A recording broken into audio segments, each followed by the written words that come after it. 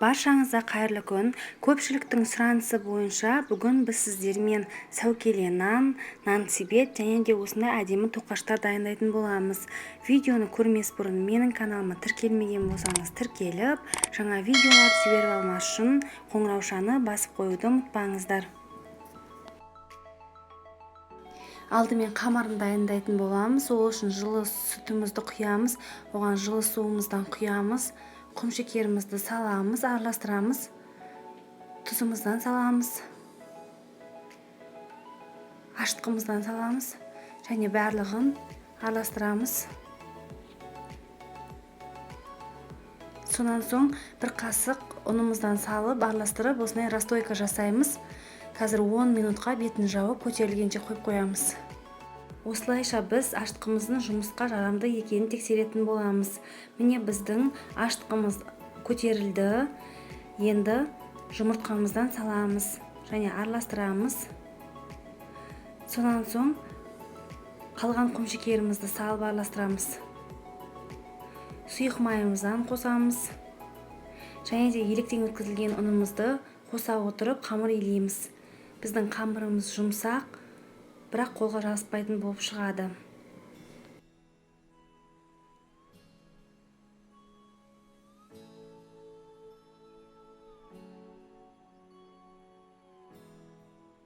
Қамырымызды илеп болған соң жылы жерге бетін жауып, жарты сағатқа көтерілгенше қойып қоямыз. Біздің қамырымыз көтерілді, оны қайтарамыз.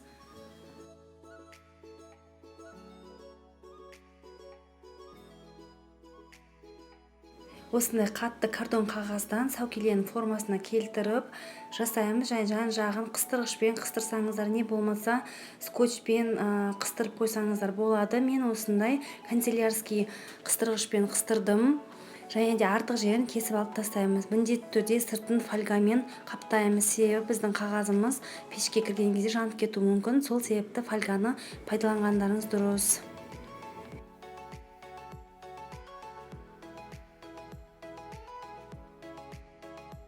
Және сәукелеміздің ішкі жағына да фольганы осылай мұжып саламыз.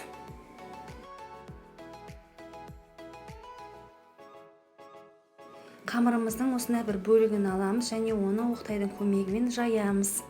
Қатты жұқа емес, қатты қалың емес, орташа қылып жаямыз.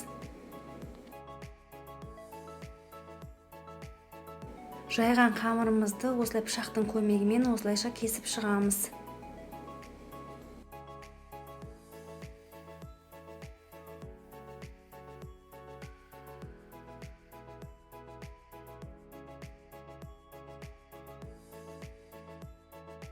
Қамырымызды осылайша арасын кішкене ашамыз.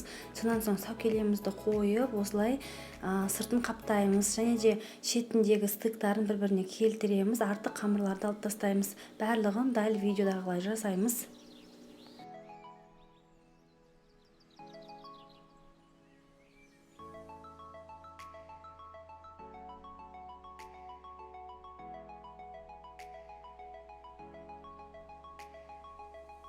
Қамырдың аздау бір бөлігін аламыз, және де 1/3 бөлікке бөлеміз. Әр бөлікті ұзынша жгут қылып қолымызбен жаямыз.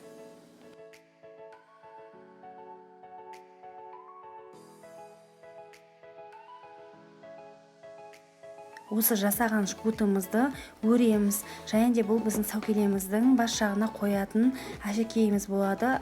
Сәукелені өз қалауымыз бойынша әсемдеп сәндесек болады. Мінекей осылай қойып, екі шетін біріктіреміз. Және де өз қалаларыңыз бойынша әдемілеп сәндесеңіздер болады. Мен осындай майда гүлдер жасадым.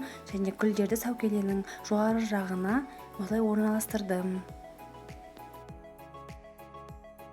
Сәукелемізді противеньге қағаз төсеп, соның үстіне орналастырамыз. Және де бетін бір жұмыртқаны жарып, осылай жағамыз.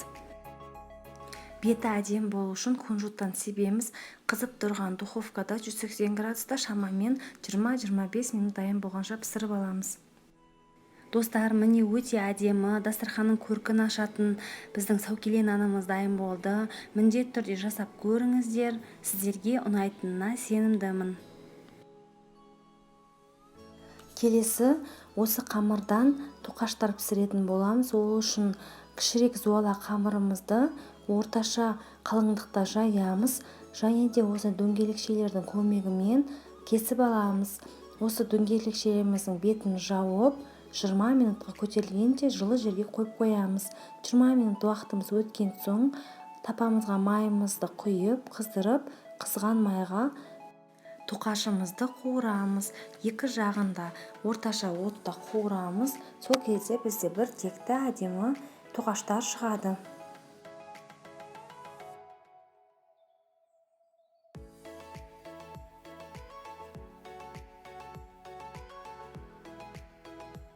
Пісіп дайын болған тоқашымызды құрғақ майлыққа сүзіп аламыз. Сол кезде біздің артық майларымыздың бәрі кететін болады.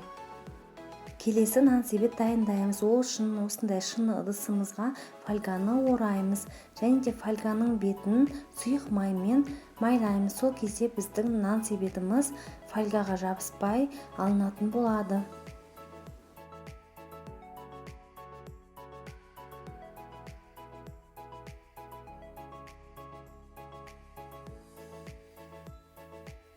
Бір зуала қамырымызды орташа қалыңдықта жаямыз. Және де осындай кескіштің көмегімен ұзынша қылып, бірдей қылып кесіп шығамыз.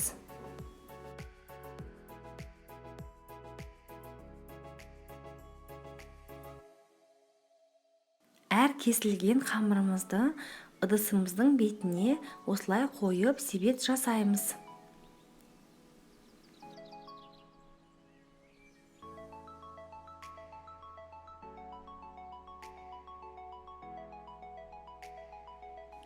Шет-шетіндегі артық қамырлардың бәрін кесіп алып тастаймыз. Және де төбесі қатты көтеріліп кетпес үшін басамыз. Мен осындай шыны бокалмен басуды жөн көрдім.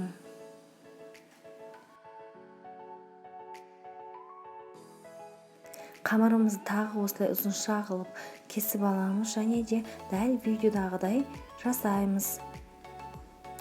Себет тоқып жатқандай болып істеуіміз қажет. Барлығын осылай үйлестіріп жасауымыз керек.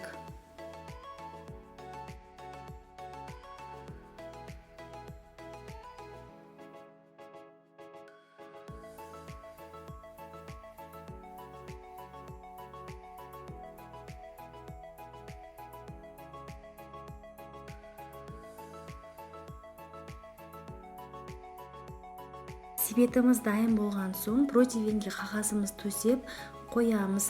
Және де бетінен бір жұмыртқаны жарып, жағып шығамыз. Қамырдан осылай 3 жгут жасаймыз. Және де дәл видеодағыдай өріп шығамыз. Өрілген қамырымыздың екі шетін біріктіреміз. Және де бұның көлемі біздің себетіміздің көлемімен бірдей болу керек. Келесі тағы да тура солай өріп шығамыз. Бұл біздің ұстайтын ұстағышымыз. Барлығының бетін жұмыртқамен жағып, қызып тұрған духовкада дайын болғанша пісіріп аламыз. Дайын болған себетімізді толығымен суытамыз. Сонан соң зубочистканың көмегімен дәл видеодағыдай біріктіріп, себетімізді құраймыз.